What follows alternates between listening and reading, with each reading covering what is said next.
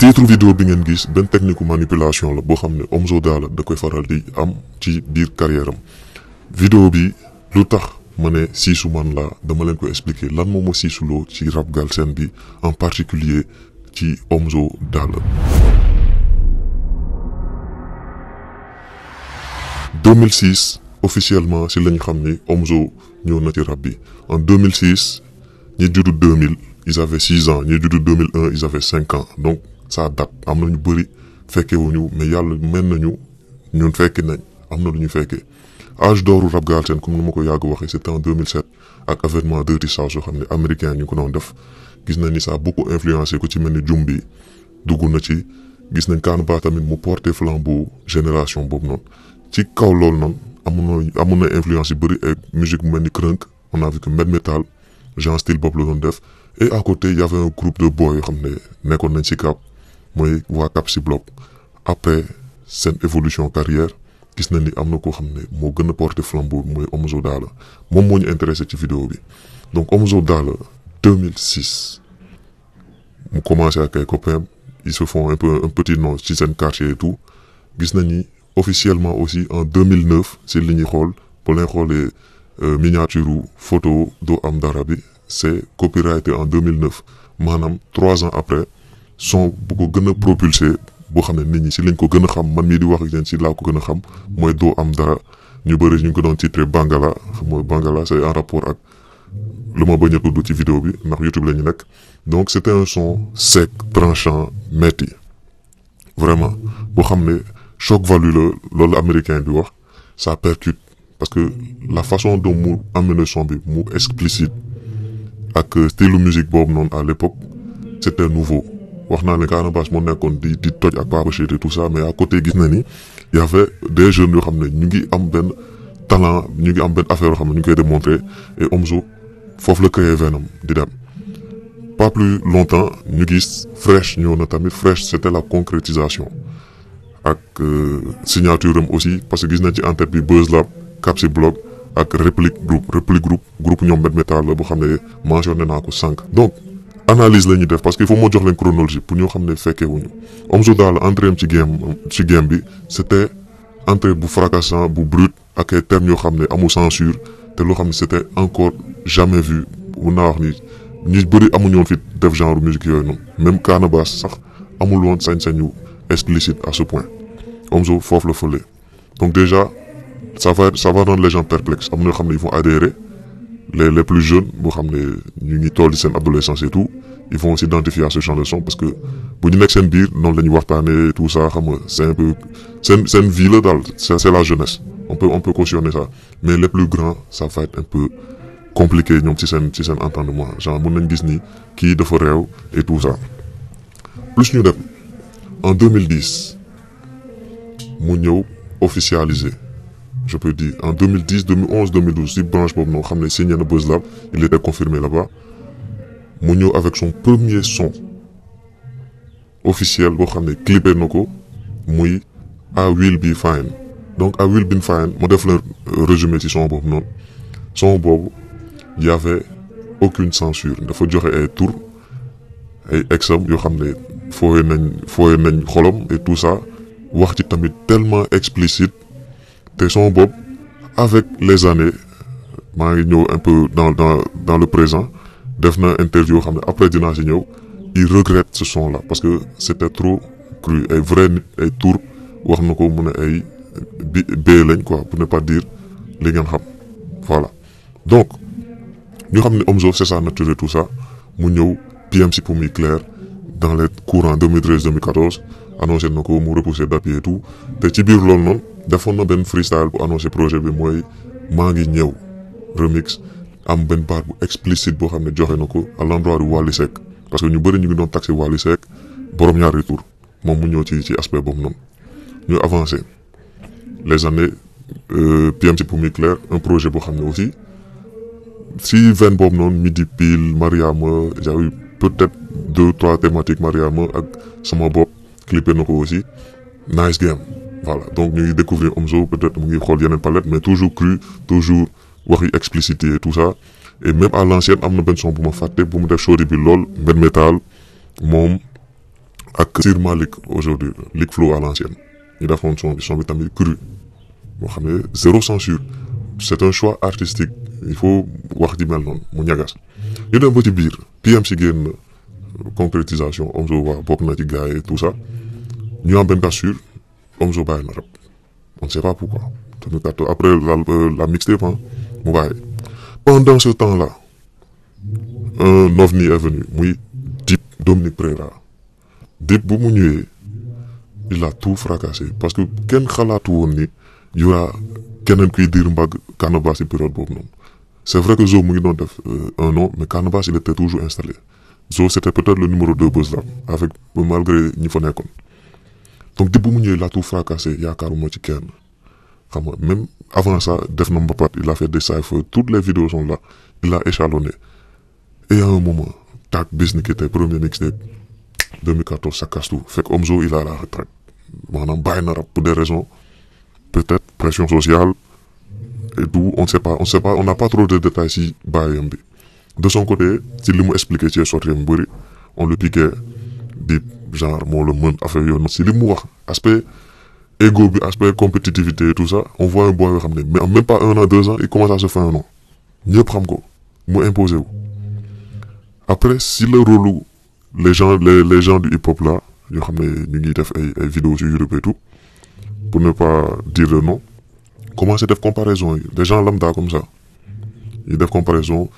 kii bu ne foog Louis Vuitton et tout ça man golo bi la kii affaire yooyu noonu gars yi comparé ko Omzo ci cover album son single fresh bi et tout ça parce que Louis Vuitton le sol des détails gars yi comparé ne boy bi la moom lay waxal et dans la foulée on voit que Omzo il revient quoi parce que son ego lui dit que non lu mu bàyyee kon may na booyee ñu parce que ça loolu ça s'explique ci son bu mu freestyle mooy dëgg Vibe Radio mu ne moom dafa bàyyi booy commencé ñëw imposé wu donc la dualité est là ñu avancé tuuti dans son projet dëggantaan loolu mu annoncé retouram on a senti beaucoup de pic yi di commencé di bëri ñu xam ne lii tension am na Dip annoncé TLK ci TLK le son Content bi dernier track du projet explicite tiré dessus juutu xam nga wax yi lépp leer deret ci biir deret ci biti tout ça xam nañu carrément ñii la is dal kële Canabasse bu ñu weesoo loolu la réponse qui a été immédiate pour moon la ni carrément am na benn rancœur comme am na benn haine wala am na benn esprit de compétitivité parce que c'est le rap game c'est le jeu Omzo ñëw génne TLK 1 TLK 2 dal is fuité audio is 814 ñëw génn ci benn aspect mooy clip il a clippé le clash avec Dip ok Dip ay pic kese la ko def donc loolu Dip aussi est inexpérimenté jéem na tontu les réseaux wan ko ni dafa plagiation autour de l'ANS bi et tout ça moom tamit mu dugg ci jeu boobu mais à un moment j'ai ressenti à chaque fois moo wax ko samay ancienne vidéo bi Dip lépp la dindi jël recul gars foofu la ñuy sauver Dip franchement parce que il a pris sa carrière en main bañ a dugg ci piège boobu noonu tout le temps am benn rancœur bu ndaw bu mu garder parce que clash u Omzo ça dépassé limite du clash parce que quasiment saaga na affaire bi c'était explicite te wax naa leen moom ADN am nu mu commencé rap virulent saaga brut on a vu tout ça ñu avancé après TLK bu mu def ci biir son bi si la annoncé 30 décembre Grand Théâtre 2016 parce que def na retouram ci rap dal na booy boo xam ne commencé na imposé wu donc loolu am na benn genre manipulation mooy li mu wax ci ma intro boo xam ne dugg na en jeu dal naa booy boo xam ne moo gën a tàng période bi nii léegi le 30 décembre ñoo la ñu célébré ko Grand Théâtre man noonu laa ko gisee man commencé naa samay chronique je commencé à parler de rap et tout ça je suis allé sur les lieux ma fekkee 1800 places fees dell ba mu des ay nit yu biti parce que euphorie bi engouement Buzz Lab à l'époque c'était les salles yi mel ni Magic Land et tout ça genre mosuñu jël risque jël une grande salle léegi Omzo avec toute cette euphorie tout cet engouement là mu jël foofu noonu le concert c'est super bien placé guichet fermé donc loolu c'est une concrétisation ça veut dire que waa ji tegu na quoi vraiment fu muy woo nit ñi dañuy ñëw et on vient à l'étape de la trahison un mot peut-être dafa dur dafa dëgër mais noonu lañ ko mën a comprendre un mentor épaulé la def lépp ci yow propulsé la ba ñëpp xam la à la première opportunité Kézit un chèque une signature mésentente avec son ancien producteur, je peux dire acolyte, parce que quoi qu'on puisse dire, Canabasse, JP, Loxleg, c'est BuzzLab. Même si les contrats sont verbaux, il y a la moindre des choses. S'il y a des accords, il faut en parler. À l'époque, j'avais même dit, mon am ben cosign, une co-signature, BuzzLab, X, Kézit. Genek BuzzLab, Genek Kézit. On a vu plusieurs artistes qui ont def nañ ko dañuy des fi ñu nekk en même temps ils sont ouverts à une collaboration mais un retrait automatique radical pour aller rejoindre une autre maison de production le producteur sentir la frustration bi et deuxième désaccord après Dip c'est Canabasse se mettre son mentor à dos s'en est suivi le clash de son mentor inattendu Canabasse fait un clash contre Omzo Dollar division. Le public de base de Omzo, de Sika Block qu'il avait formé au tout début, avec le public de BuzzLab. Donc ça a créé une communauté fusionnelle, BuzzLab, Omzo. Parce que tout le collectif a un public qui est manko ci bir. Le public ou Med Metal, public ou H-Bomb, public ou Cool Black. Parce qu'on dit la force du nombre. Ça existe. Mën nga nekk ci benn groupe nga gis euphorie bi gars di la bëgg tout ça bëgguñu la par rapport ak toi mais dañ la bëgg par rapport à ce que tu représentes ak fi nga nekk donc Omzo s'est détaché de tout ça affaire yi ñaaw wax yi commencé dem émission radio wax yi commencé bien qu'il n'a pas sorti un clash officiel mais on sent que c'est mort ñu dem dans la logique que Omzo sorte un album produit par Kézit. Kézit a réalisé un concert pour Omzo au Monument de la Renaissance avec une patate de campagne publicitaire. Dans la logique aussi, pour sortir l'album, Moussa Wagé à la direction. Borom Keur, premier single mainstream commercial qui n'a pas marché comme il le voulait. Et après Friction, finalement, Botak Lamine, son premier album studio, il va le sortir seul. Les deux singles, c'est extrait du projet, mais Sohor. Omzo l'a sorti seul, avec ses moyens propres. C'est les VFX à la réalisation, clip de malade, créatif. Comeback Show 2. Donc, un artiste qui performe, qui veut être toujours au top. Tu n'as pas le droit de reprendre une salle et de faire moins. Omzo a fait moins. Sans la force du nombre, BuzzLab n'était pas avec lui. Il était seul avec son public. Ils étaient dévoués. Malgré ça, les images sont là, rien en haut, peu de public en bas. Il reconnaît le flop du concert. Dans une émission par Psydifal, je partage l'exprès sur mon Instagram. Il a cherché des arguments, mais nous, on sait qu'est-ce qui était à l'origine de ce flop. Pendant ce moment, son rival, Dip, continue à envoyer les 6S, à faire des performances, commence à avoir des partenariats avec Free, avec Itel, commence à évoluer dans sa carrière, à faire des clips avec de gros budgets. Et parce que quoi, comme je vous ai dit, on l'a d'un coup sauvé. D'un coup sauvé. Parce que ton politique clash bi éternisé aussi, mais si tel am recul. Parce que toujours contre colle ci ben affaire boo xam ne yow lay waa ji clashonné tout ça, il a su se détacher de ça et évoluer dans sa carrière, envoyer des singles. La critique bi moo ko doon def, il était pas bon en chant, mais il s'est performé en chant. Il est devenu plus mainstream, plus grand public. Mais pendant ce temps, Omzo, toujours le rappeur, par définition, cru, tranchant, sagaï, insulte, tout ça, virulent, troll, tout ça, réew. Cette étiquette-là, vous savez, collé noko, vous savez, inculqué noko, son public. Il y a eu une évolution. On a senti une frustration parce que nous me nekkoon en clash parce que j'ai oublié d'énumérer que Akhlou Brick tamit daloon na leen ci période bu muy clash Dip Doundou Guiss.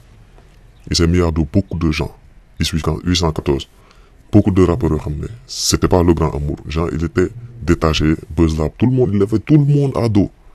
C'est une réalité. Dem na sentir ni vraiment, il y a un problème. Mais avant, ça est poésie. Étape très importante. Il a fait un clash une réponse comme il dit Signada par rapport à Dip peut-être les pics boo xam ne sentir na ko wax na ko parce que si mixtape pour 221 bi am na Dip fu mu ne foog see xaritu dee moom il s'est attribué loolu noonu mais Dip dafay clash ay xaritam yu dee def na émission wax ko loolu wax na ko mu def Signada tontu ko et en fin de clip il nous montre un contrat universal signé universal c'était l'euphorie man en premier j'étais content pour que le hip hop Galsen am artiste boo xam ne mu ngi ci major mu universal je me suis dit c'est le moment où Omzo dina mën a hisser wu en haut parce que c'est vrai comme ni ma leen ko waxee les sponsors ils étaient plus ci yeneen artistes yoo xam ne ils avaient une image plus lisse que lui il aura au moins les finances mën a def ay featuring et tout ça pour man c'était l'apothéose quoi pour Omzo Dollar Universal filiale Def Jam après il a fait 2 freestyle dictature 1 et 2 après les 2 freestyles on attend toujours on patiente on attend le projet on attend qu'il y a featuring avec Pape Diouf un clip que j'ai regardé bien avant dans la rue dans le téléphone comme ça xam ne c'était pas encore officiel génnagul et je vais en venir à ce manque de professionnalisme pour un jour un autre comme ça on apprend que Omzo nekkatul Def Jam nekkatul Universal on voit plus de signature de tout ça parce que période du Covid bi il y a eu beaucoup de sons chronologie bi xaw ma naka laa leen ko mën a waxee mais il y a eu des sons on a senti carrément que Omzo nekkatu fa durant toute cette période là Omzo il est booké de gauche à droite des concerts yoo xam ne genre du ay propre concert am comme ni mu ko defee Comeback Show yi mu annoncé que il va sortir son dernier album après premier projet en 2014 Oumy Claire PMC dëggantaan mixtape avec Buzz Lab Bët ak Lamiñ qui devait sortir avec Kézit finalement moom moo ko génne avec ses moyens propres bien que am na lu mu def ci communication et tout finalement SSP dernier projet 4 projets pour un artiste qui a commencé en 2006 jusqu'en 2024-2025 genre 19 ans de carrière 1 an rek moo ko dese mu am 20 ans de carrière 4e et dernier projet et dans ce projet là on s'attendait à quoi il nous a vendu un projet meilleur projet de l'histoire du rap Galsen mu am grosse attente c'est légitime artiste il faut nga challenger il faut nga wax gars yi xaar ñu ñëpp ñu ngi doon xaar 2019 Dip sort l'un de ses meilleurs albums muy LNLN sama préférence boobu la quoi après TLK vraiment LNLN j'aime bien cet album le titre LNLN en featuring avec Bass Thioung gros carton mu am benn fusion entre rap et artiste malax affaire bi neex toj town bi yëpp LNLN génn gros carton pendant ce temps Omzo toujours dans son coin tooñul kenn loolu dañ ko koy nangul il était en train de préparer aussi son album Bët ak Lamiñ et Dip ci aspect challenge bi ci aspect compétitif bi parce que rap game la ñuy wax il avait pas toujours digéré la pilule de TLK boobu noonu mu ñëw génne président FIFA wax ak gars mu gën a leer il a mis beaucoup de gens ci optique u promouvoir encore une fois son album là ñëpp tontu ko muy Ngaaka muy One Lyrical ñëpp ko tontu Omzo nag ñëpp xaar tontam mu dem clipaat door ko M&M l'un des diss tracks les plus irrespectueux ci rap Galsen mooy son bu gën a ñàkk teggin ci histoire u rap Galsen je m'explique bien que prévenir na kuy ko clash dina amul papa amul maman amul tout ça on pensait que dina limité wu ci ay menaces mais il a mis ça en exécution li xew États-Unis yoo xam ne rappeur ñu ngi génn tey dossier kii pédophile la kii lii ak lii Omzo daal expérimenté na ko ci rap Galsen bi à quel prix wax na ci papam wax na ci yaayam wax na ci jabaram mooy point bu gën a metti wax na ci doomam maanaam il a épargné personne un clash explicite saaga et tout ça l'équipe de Dip encore comme li ñu signaloon beneen clip ils ont signalé parce que moom bu lay clash il reprend ton beat jëm la humilier la ci kii bi ci son bi donc comme ça grand public bi estimé nañ ni soit gagné waat na ko malgré loo xam ne mosuñu ko gis ci rap Galsen Omzo ñeme na ko parce que moom toujours il assume sa position de artiste boo xam ne ñagas quoi il n'est pas lisse affaire bi dañ koy wax amul code amul dara amul limite maanaam it am na seen liberté de dire tout ce qu'il veut au risque et péril. On y vient. SSP annoncé Dip jàpp date LFLF son dernier album en date euphorie bi am gars ne ñoo bokk date parce qu'ils ont annoncé la même date finalement am nañu déplacé seen date ak bés tamit ci la bokkoon Omzo déplacé datam Dip génn LFLF gros carton comme d'habitude parce que Dip am na benn notoriété yoo xam ne confirmation am na ko ci game bi de par son engagement parce que gis nañ ni il a su en étant même lisse il a su am benn impact ci motivation ci prise de parole am ak prise de position am notant que à côté Omzo période élection 2012 defoon office son président daal son bu irrespectueux encore wax yi ñagas saaga et tout ça sans prendre compte de répercussions am peut-être mën nañ ko accorder à l'époque il était jeune encore une fois donc si ADN am la bokk. LFLF sorti Dip lan la njëkk a def centre culturel français pour performer tous les sons du projet live band on sent cette maturité à côté Omzo déplacé na datam pour des problèmes de mix de dernière minute ba ñu dugg ci détails il annonce son projet diffusion cinéma pâté documentaire affaire bi fees personnellement je voulais avoir une invitation mujjeewu ma ko am vu que moom bloqué na ma parce que y a des détails moi je trace sa carrière en même temps mun naa leen wax sama rapport ak jëmm ji muy Omzo il m'avait bloqué ma dem ba jour ji j'avais pas d'invitation j'avais porté une cagoule ma dindi cagoule bi ma wax avec un certain Milky boo xam ne ci staff bi la nekk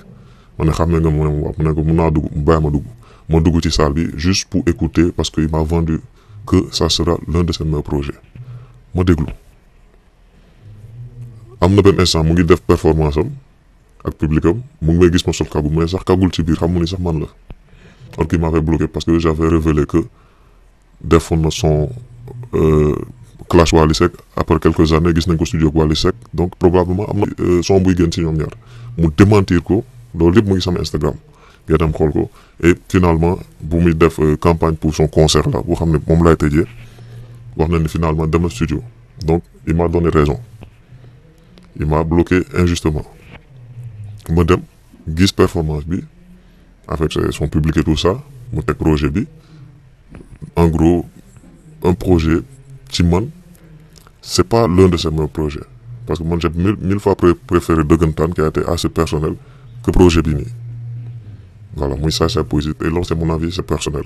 comme yéen tamit ni ngeen amee seen avis mu dem pour en venir à samay propos xam ne wax naa ko te en fin de vidéo dinaa ko expliquer mu dem France performer def showcase il a allé se performer en showcase en France pour roll out projet bi mu def loolu après ça quelques jours quelques moments avancés mu commencé teaser ni peut-être dina def concert au Dakar Arena mais bien avant ça l'expérience du Dakar Arena 2023 il y avait le TRG show boo xam ne bokk naa ci équipe bu doon promouvoir projet bi il y avait 17 rappeurs inclus Omzo ci biir BMJ keneen ak keneen c'était en fin d'année 2023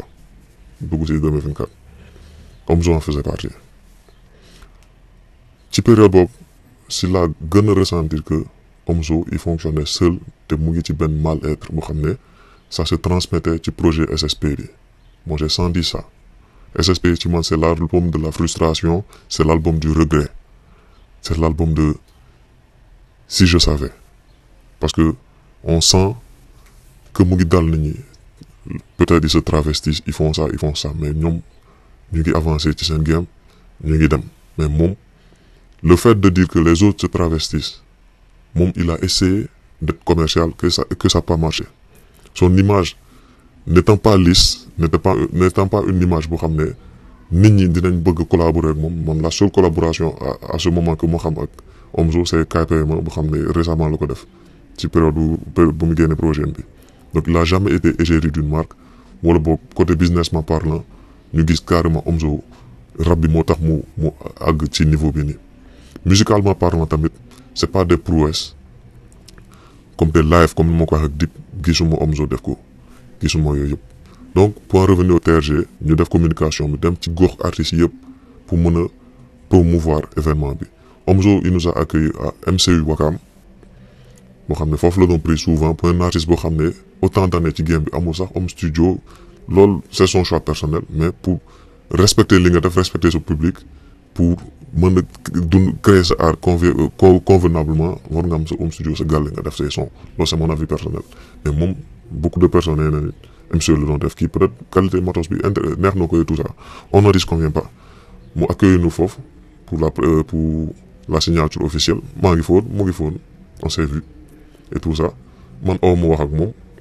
y a des choses vraiment personnelles yoo xam ne mënuma ko révéler fii nii c'est sama dignité man ak moom donc ça va sortir du cadre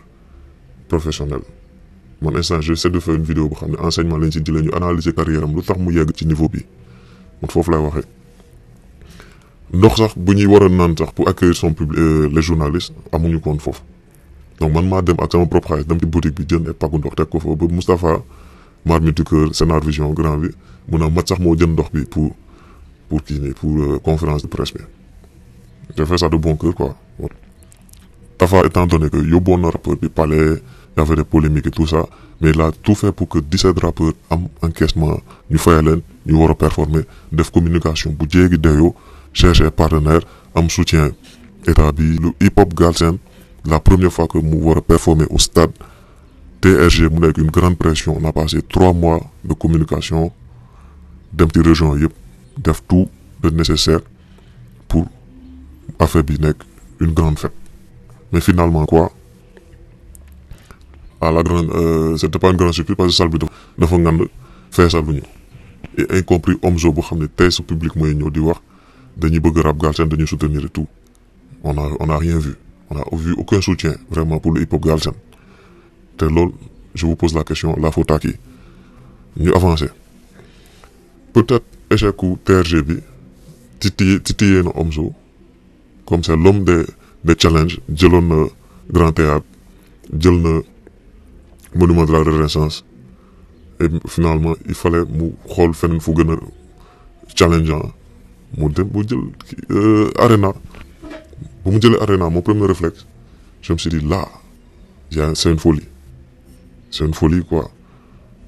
à l'annoncer aussi à 5 mois xawma 4 mois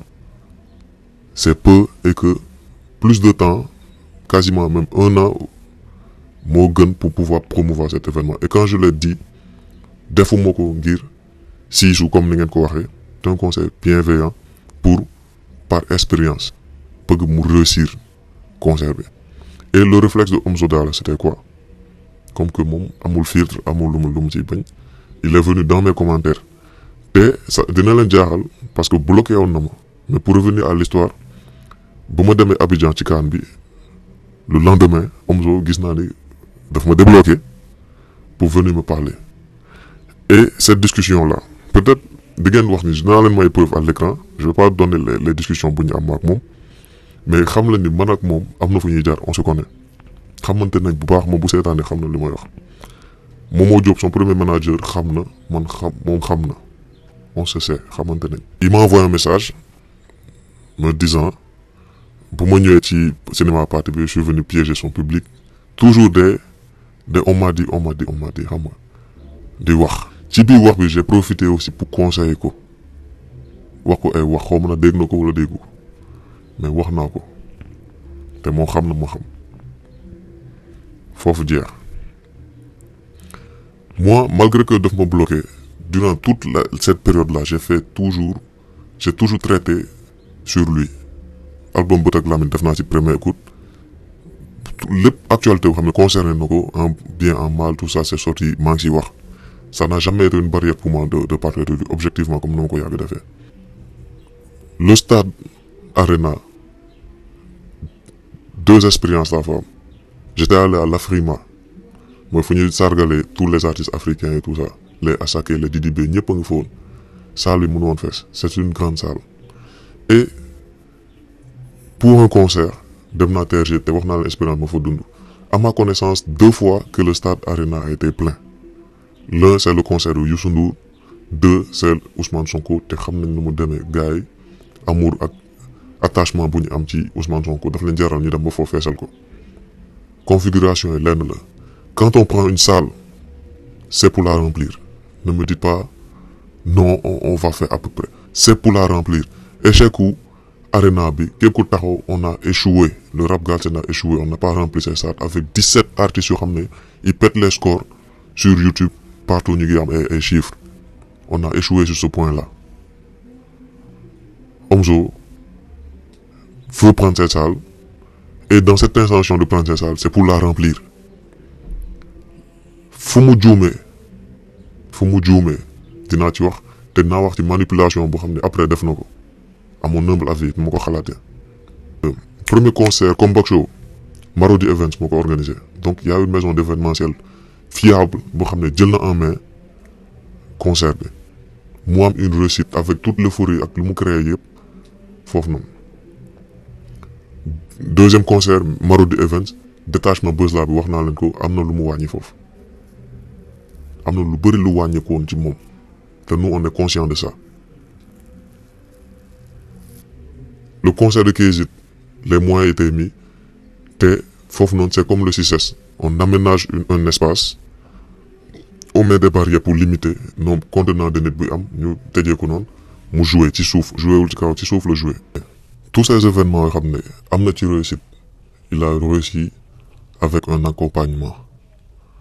Buzz Lab moo ko gémboon Kézit moo ko gémboon quand il est le moment de prendre les choses seul il y a toujours un problème parce qu'il faut être toujours entouré Omzo plus ñu dem plus on apprend que amul manager amul staff moom kese mooy demal boppam donc cette affaire de faire les choses seul loolu dina ko toppi ba moom laa ñëw wax ci kanam signer sur une major ça veut dire que da nga am kilifa y a des gens qui sont responsables de toi ñoom ñoo leen mën a dicter ce plan de carrière lan ak lan nga war a def parce que boo engagé wu dans le contrat tout est dit dedans les Ivoiriens signés sur les majors da nga gis ne ñoom ñëpp ils ont un plan de carrière bien déterminé label bi am na lu benn niveau bu mu leen di yóbbu que ce soit les featuring avec les étrangers tout ça gis nañ ko Kif No Beat 15 était signé featuring ak Caris featuring ak Sofiane ak keneen c'est des opportunités que les gens te créent même Dip quand tu le vois il est pas signé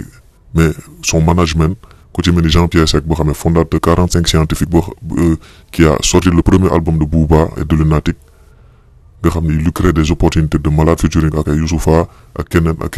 donc c'est des opportunités que les majors et les gens expérimentés encore une fois peuvent apporter te Omzo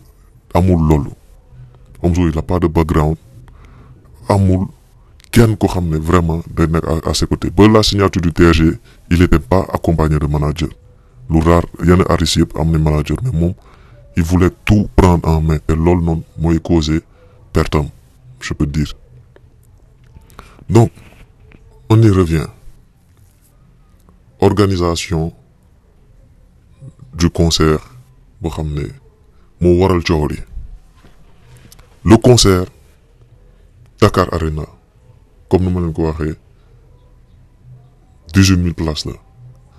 18 000 places 15 000 assis ak ñi nekk ci suuf ci fosse bi ça te donne un nombre la salle est grande il était conscient de ça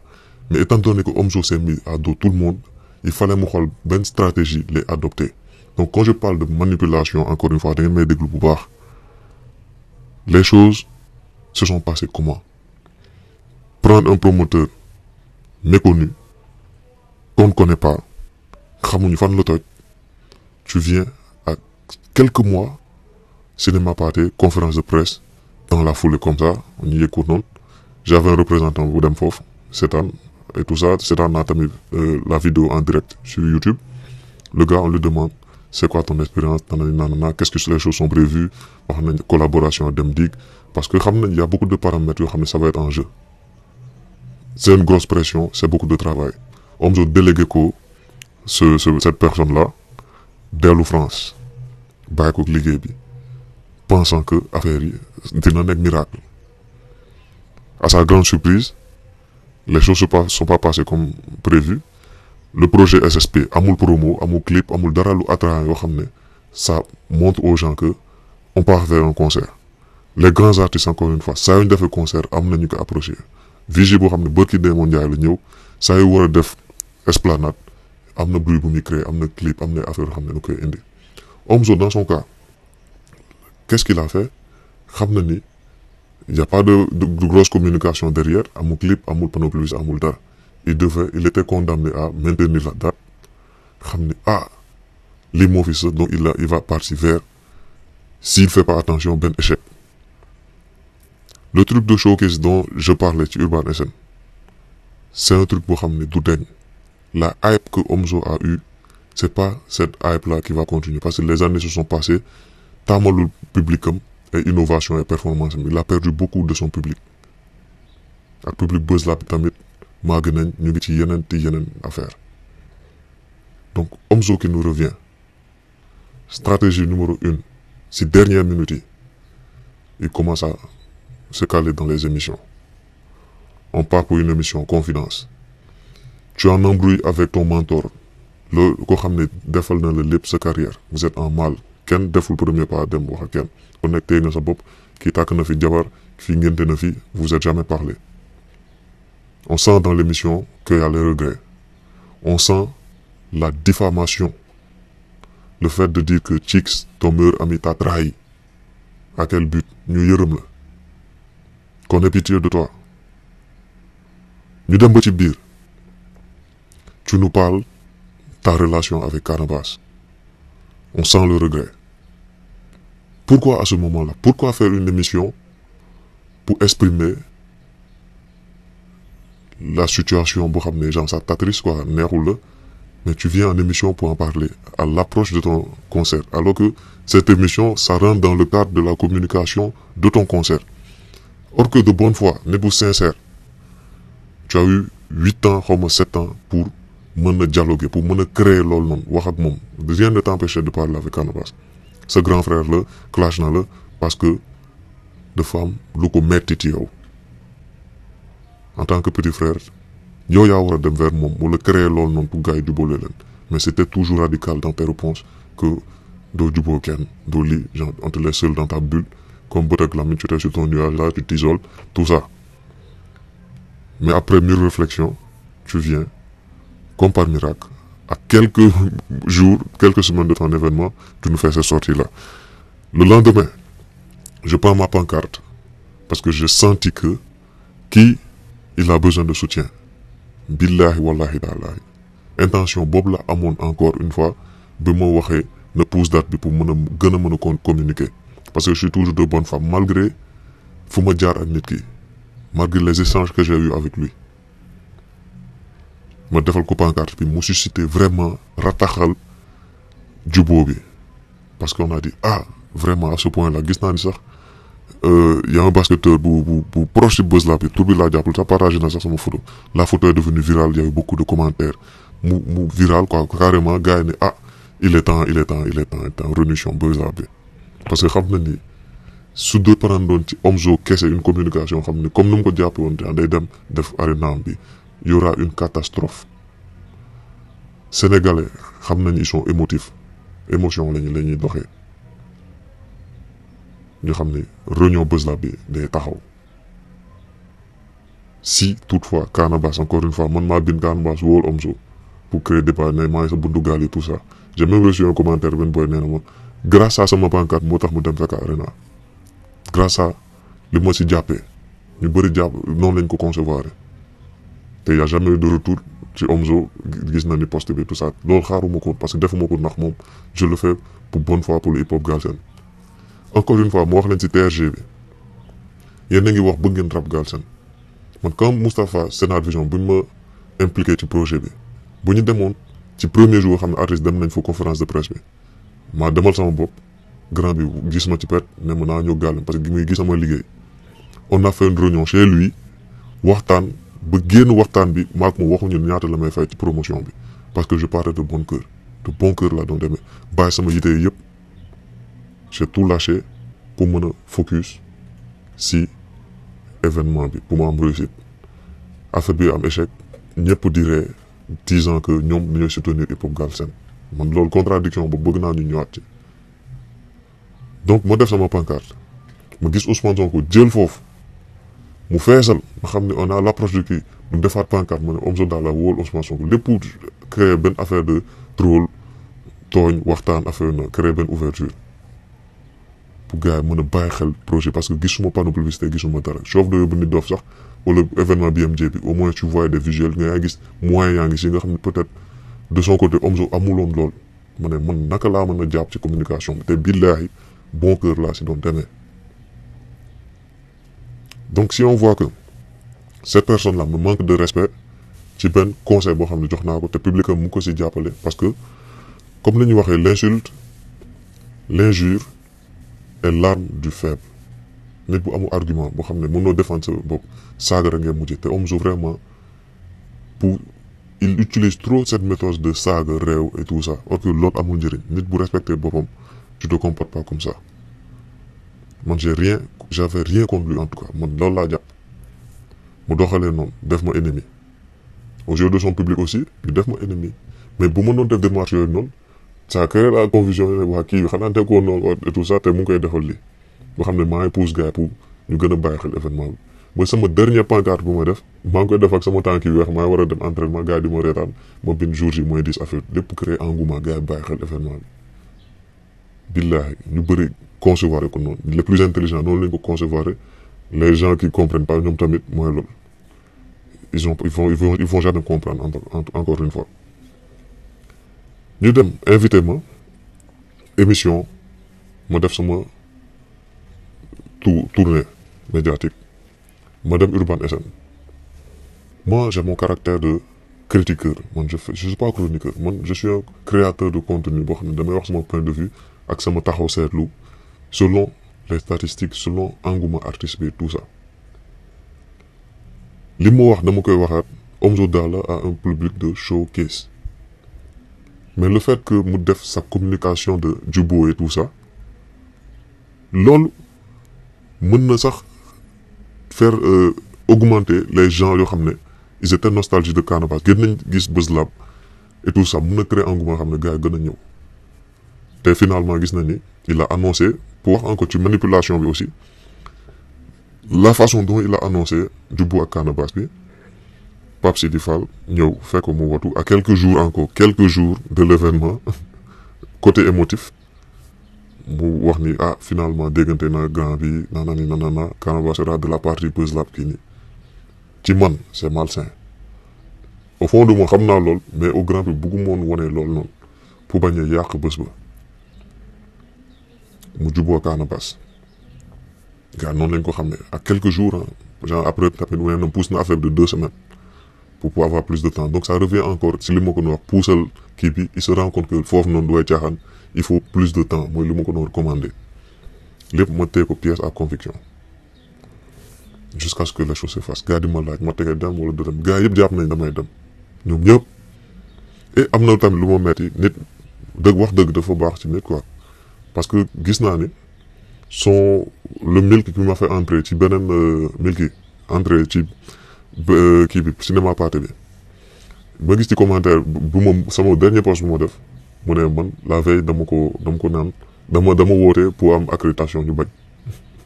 barki alquran karim loolu musul am j'étais pas sur les lieux xam naa ñoom ils s'attendaient à ce que ma ñëw foofu encore et tout ça xam nga parce que ñoom gis-gisu bu limitant boobu noonu bu ñu am moo fa nekk Omzo lan la jàpp comme bu ma ñëwee cinéma pâté bi j'ai posé des questions à ses fans ma posé sa question benn ku jigéen mu répondre les questions c'était quoi nombre d'albums mu génne xam xool ndax communauté am ñu ngi xam ne seen artiste ma posé un boy xamuma ni sax il faisait partie de son staff mu wax il a tout faussé après ma dugal vidéo ñu commencé affaire bi kii parce que man saa ma tourné ci saa si laay posté mu gis ne affaire mu ngi def bruit tout ça le boy m'a cherché di ma wër mu naan naa supprimer xaw ma lan affaire expliqué j'ai pas trop cherché à savoir ma dindi après mu remercier ma et tout ça moom ndaxte Omzo amoon na écho lool donc bu ma débloqué loolu argument boobu la ma indil et tout ça moom gisul genre liggéey bu ma doon def ak tort boo xam ne causé na ma ko bloqué nit ki pour une affaire très banale boo xam ne man ma am dëgg gisul lool genre intimidation wax ay affaire on passe le concert on est au jour J j'ai pas demandé d'accréditation deew ma fa 2 de mes amis dem nañ fa ils vont se reconnaître bu ñu seetaan vidéo bi booy j'ai mon média qui s'appelle Rap Rec Station mu ngi Instagram mu ngi YouTube mu ngi fépp boo leen duggee Rap Rec Station anciennement le premier de dernier la tuddoon Comeback Show 1 bi j'avais tout couvert mu ngi foofu noonu kon man relayer kii médiatique bi dama ko yàgg def sama ñaar représentant dem nañ ki jiitu dem na mu ma ne ko bu yaatee lépp filmer ma affaire yi xamuma relayer mu filmer ma entrée bi fu gars yi duggee mu ne retard am na parce que ils avaient dit 15 heures mais ñoom finalement dañ leen téye ba 18 heures soog leen bàyyi dugg parce que scène bi dañ ko yéex a installé manque de professionnalisme manque d'organisation booy dugg finalement mu filmer ma prestation première partie mu envoyé ma vidéo Mr Cash wi j'avais vu que kiiwul noonu c'était prévisible c'était pas trop plein ak lu ñu installé scène bi parce que am nañ conscience que nii salle bi dafa ngand c'était la réalité ñu avancé scène bi ba mu xaw a mel ni lu jege digg scène bi mën a lekk espace bi jël kii bi genre ñu jël seen virage booy commencé ñëw ci force bi affaire bi am benn groupuscule ba sama deuxième élément bu mu ñëwee fekk sama premier élément bi kóolam fay la mu commencé ma ne envoyé ma entrée en scène bu Omzo ak affaire ak Anabas bu Omzo buñ ko annoncé no si la ma filmé yónnee ma affaire bi man automatiquement ma dugal si la gis espace boobu noonu mooy dernière vidéo moo posté ma ne petit camp xaj na fa dina la si revenir ma gis ni mooy finalement bon loolu ma posté te saa ma doon posté booyee tamit seen xolu non xam nga lii xam nga saltel affaire parce que moom moo leen dugal ci matrix boobu noonu je peux comprendre booyee jàppee ko noonu ba événement bi jeex sachant que gars yi suturaal lañ ko bëggoon nañ kii ni taal torche et tout ça mais xam nañ ni affaire bi fait suul soo leen bëggee game bi avancer moi je vais dire les termes un concert réussi c'est un concert plein il y a des artistes yoo xam ne quand ils calent un concert bu ñu gisee billetterie bi jaay dañuy annuler parce que rafetul ci artiste bu mag Omzo du artiste bu ndaw nga ñëw te ce concert feesul concert bi feesul c'est un échec ne vous réjouissez pas du minimum or qu'on peut avoir le maximum aspect challenger bu mu am être le premier rappeur à venir Arena mais tu as été le premier rappeur Arena mais qu'est-ce que tu as fait Arena public boo xam ne xajoon na esplanade bi ñu aménagé wala monument renaissance bi nga defoon kon fan évolution fan lañ koy ressentir public bi nekk fi di wax nombre d'auditeurs u Omzo Dollar Spotify c'est 9000 auditeurs par mois il a pas beaucoup de stream est-ce que yéen a ngi soutenir Omzo est-ce que vraiment vous pouvez que Omzo avance la sous-région à côté un artiste comme Imra xam ne temps yi rek la commencé cartonner or yàgg na ci mais il s'est confirmé la première musique qui domine en Côte d'Ivoire c'est le couplet décalé après rap yow ak malgré kiif no bit prouesse ñi defee tout yàgg ci defee prouesse nekk ci major xam nga di def ba ubbi yoon bi Sénégal étant le 3e dëkk hip-hop à l'époque ñun on se contente de la seule prouesse qu'on peut dire mooy show-off de boo xam ne nit dof mu ko doon def Iba Mar Diop et tout ça mais on n'a jamais eu comme Ben Iba Wane boo xam ne tout à côté il te prend des stades di ko feesal stade la lañ wax stade di ko feesal stade bu ñu footballé Imra boo xam ne wax naa leen bu mujjee ñëw parc de l'exposition Côte d'Ivoire mooy 11000 places 6000 debout 5000 assis mu jëluloon esplanade bi la il a fait plus de 40 000 personnes debout pourquoi ñun Omzo yéene woon ko mu yegg ci niveau boobu pourquoi vous vous contentez de ça pourquoi benn mat pour dem piquer seen orgueil ci émission naan public showcase la kon loolu moo leen xabtal ngeen ne non on va aller il a fallu ça il a fallu me remettre leen en question donc vraiment j'ai réussi mon rôle su fekkee rataxal naa le fait que Canabasse jubóot moom ba gars yi di si dox ba affaire bi sotti moom tamit ça l'a pas mis mal à l'aise parce que nee na moom jubóot bu amee nee naturel mais mu profiter ci occasion boobu pour jubóot moom sachant que loolu bi dina mën a valoriser événement dina mën a am dara il a accepté ça donc sincérité bi on va remettre ça en question est-ce que c'était sincère move boobu la war nañ ci wax maa ngi wax ci sous-région ëppale wuñu dara le rap c'est la musique la plus consommée par les jeunes d'un pays type aura bu mu am ak lu mu mën a drainer si public bu mu bëggoon jël sable lépp si la Senghor à l'époque j'étais sûr que mënoon na ko faire ça mais Omzo pourquoi il n'arrive pas à faire mettre le carton ba pare nga juger que ni c'est le goût donc loolu c'est de mauvaise foi suite lan ngeen basé wu ko wax ni Omzo c'est le goût pourquoi moom am na droit saltel wax ci nit ñi xam nga yéen ngeen koy défendre comme des gens yoo xam ne vous êtes pas doués de raison man je vais jamais prendre parti pour une personne boo xam ne on doit le remettre en question. Omzo, il a fauché sur beaucoup de points. Et il n'a pas eu la carrière vraiment qui le mérite. De par quoi ses choix. Choix musical, choix musique boo xam ne c'est violent, bëri saaga, bëri xas, wax des sujets yoo xam ne c'est sensible. te on nu mu doon rabee 2006 ba léegi amul évolution boobu la. Omzo du prise de position comme un Kendrick Lamar xam ne bu si am ay manifestation son all right bi day génn. ban single ngeen ma mën a wax pour Omzo génne boo xam ne c'est un son boo xam ne confédérateur boo xam ne son bi bu amee événement marquant da koy play wax leen ma ko tey. type bu amee benn kii dundin dañuy génn y a de ces sons xam ne c'est marquant, ça marque une époque te soo xam ne donc kuy déglu xam ne engagement nit ki am na benn impact pour mu am ci nit ñi. Omzo ban impact bu positif la am ci si ñun si jeunesse boobu laa bokkoon je l'ai écouté ba lan lu positif la xam ne Omzo def na ko ci man à travers sa musique. Je veux cette réponse là. Un artiste, encore une fois, un artiste, ça évolue. Omzo, ces sons de dëggantaan à SSP dafa niroo y a rien yoo xam ne innové na ko quoi te lu mu gën a tële c'est le chant. Omzo il chante mal mënul woy y a des gens xam ne mënuñu woon performer nañ aspect boobu noonu. C'est très important pour un artiste qui se respecte. Un artiste dafa war a mën a live. Ton dernier concert ni nga ko amené Last Dance te ton dernier concert album bi frustration bi nga amoon yëpp wax nga ko ci li la ci naqari ces trucs tout ça c'est bien. Mais un artiste qui se respecte, pour quelqu'un qui a fait presque 20 ans de carrière, ton dernier concert ça doit être un concert réussi, ça doit être un concert marquant. Lépp a war a fees dafa war a tolloo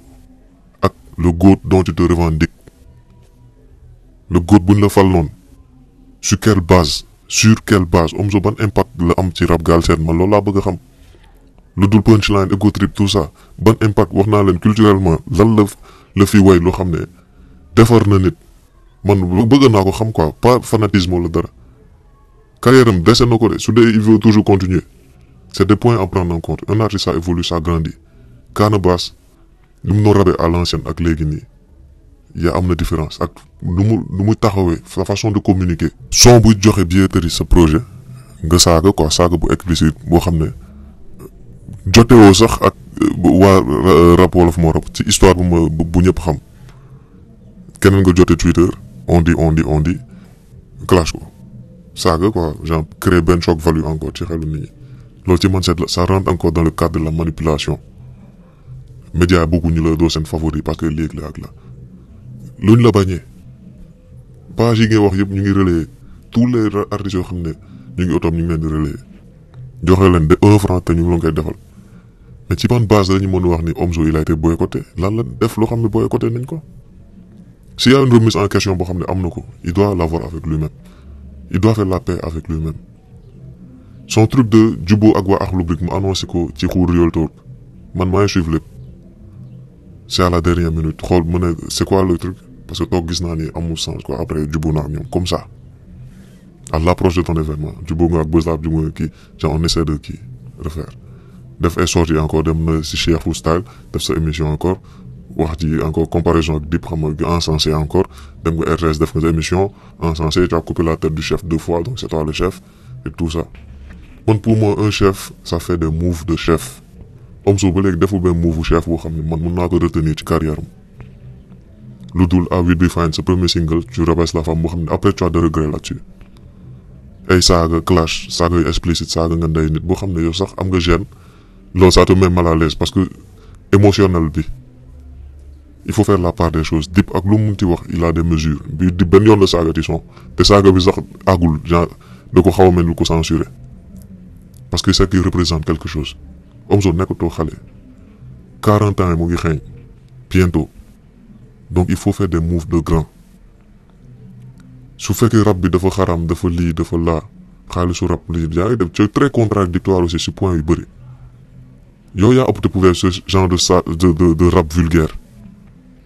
ce rap vulgaire là yow yaa opté pour def ko am na yoo xam ne ñu ngi rap doo leen dégg ñu vulgaire wala ñu saaga ils sont très bienveillants ci seen son mais yow yaa opté pour loolu donc gars bu tey ji bu la considérer trop bu amul ay marché affaire yooyu c'est parce que c'est l'image que tu as développée. donc tu as beaucoup de choses à revoir ci yow ci sa comportement ci sa façon d'être tu es père de famille léegi man j'ai rien contre lui lu tax ma siisu te ma nekk siisu man te dinaa yàgg nekk siisu man ma wax leen ko tey c'est que suñu game bi avancé wul te dafa bëri hypocrisie jàppalewu leen game bi muy les soi-disant mélomanes les pages rap là et tout ça les groupes Facebook et tout xam ngeen bu wax fi may waxee tant que amul sincérité bi tant que amul galvaniser wu leen seen artiste tant que challenger wu leen tant que y a pas de gens comme moi yoo xam ne c'est pas pour me valoriser wala me vanter yoo xam ne dañuy wax dëgg bi wax liy am artiste bi wax seen point de vue pousser artiste bi au travail dara du avancer man position boobu laa yàgg taxawee si sumaan confirmé muy man sama waa ji concert am petit camp xajoon na fa feesul c'est pas plein bu leen rafetal il doit faire mieux il peut faire mieux ak yeneen artistes yoo xam ne bëgg nañ ñëw muy ngaaka muy dipa keneen ak keneen on va le mettre dañ leen di teg choc ba keroog ñu gis ni rap bi au moins un gars de l'extérieur boo xam ne mu ngi ci sous-région bu xoolee suñu rap mu nekkoon rappeur bi pour West bi lay def ci dëkkam un rappeur comme Imra bu je sais pas maa ngi jël exemple ci kooku rek wala DDB si on montre ce qu'il fait si on montre ses statistiques sur les plateformes et tout xool suñu artistes yi fi te booy ils sont sur internet booy ñooy dépousse yenn son millions de vues rappeur vous avez du travail en gros loolu la c'était pour tracer la chronologie de 2006 ba 2025 wax ne Omzo c'est un bon artiste mais problème de choix problème de manipulation manque de sincérité bu mu am ci moom ak lu muy wane ci nit ñi moo tax il arrivera jamais ak fu mu war a yegg dëggantaan à moins que mu ressaisirul xam bu baax fan la bëgg a rebondir. Vidéo bi gudd na trop c'était juste pour vous parler wax leen ak toute sincérité man awma filtre man lépp lu xam ne xalaat naa ko pour wax ko dama koy wax dans le respect la bienveillance man du ma saaga kenn du mu wax lu xam ne ça porte préjudice am na des côté personnel yu bëri yoo xam ne bëgguma ci revenir moom xam na man ma xam naa ko donc foofu laa mën a yem merci à vous.